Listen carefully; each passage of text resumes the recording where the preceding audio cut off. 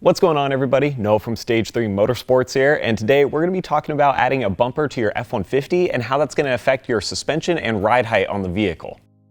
So behind me here, you can see that we've got our 2020 F-150, and this is the First Light hunting truck build that we've been working on. So if you haven't watched any of those videos, we'll put a link in here that you can click to check that out. We've got a whole build series on this truck that's definitely worth giving a watch.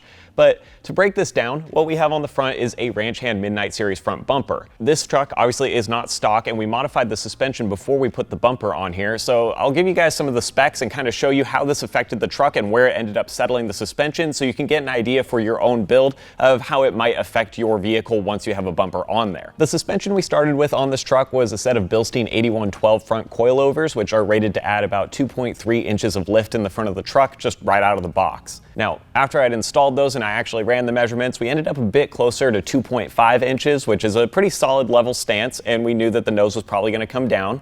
So after adding the Ranch Hand bumper, it actually settled the nose a bit more than we even expected. This bumper weighs 171 pounds, and that's the actual full net weight, and with the brackets and everything, that's about where it sits. And it brought it down to 1.5 inches of lift in the front. So we lost almost an entire inch of ride height just by bolting this on here. So if you're interested in figuring out some of these measurements for yourself and where your truck sits as far as the ride height is concerned in the front, I find that the best way to do this is to measure from the center of the hub up to the top of the fender. And I typically just use a tape measure, and you'll just want to get it as close to the middle of your wheel as you can there. But with that measurement, you remove the ability to miscalculate based on a change in wheel and tire size, and it's a little bit more accurate to how much lift you're truly getting from just the suspension or how much lift you're truly losing with a bumper added in. So that was how I ran the measurements here, and those were what we worked off of to determine how much we gained or lost. Now, I know that I've already given you guys quite a bit of information and quite a few numbers to consider when you're looking into this, but obviously the other thing you need to keep in mind is that not all bumpers are the same. The Ranch Hand Midnight bumper we have here is obviously 171 pounds, as I mentioned before, but it's a heavier duty steel bumper with a full grill guard. Now, if you think back to our 2020 giveaway F-150 that we did last year, that truck was running an ADD Bomber front bumper, which is a little bit lighter, a little more streamlined. It's kind of a pre-runner, desert runner style bumper, and that actually sits closer to 95 to 100 pounds, give or take. And with something like that, you're gonna have a lot less of an effect on the way that the suspension sits.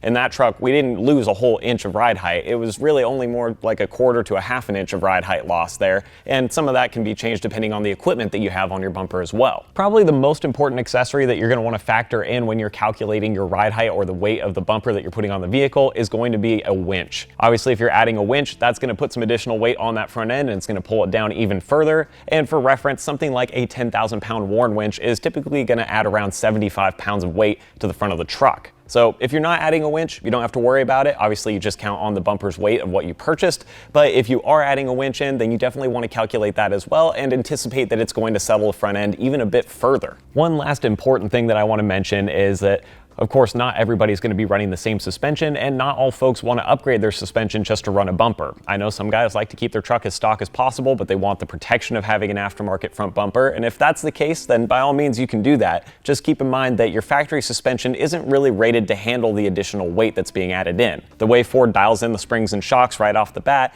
is to accommodate the weight of the truck as it would sit on the dealership lot. So if you're going to add something like a Ranch Hand bumper here that's an additional 171 pounds, it's going to have a pretty dramatic effect on the vehicle's ride as well as the actual height of the nose for where it sits. Well folks, that's going to be a wrap on this video. Hopefully you guys found this informative, and as much as I'd like to give you a one-size-fits-all guide to determine how a bumper is going to affect your truck specifically, as I mentioned, there's a lot of different factors that go into it, and there's no way to know for sure unless you run the measurements and figure out the weights on your own, but this should be a good general guide to get you guys close. So with all that out of the way, thank you for watching, and I'll see you next time.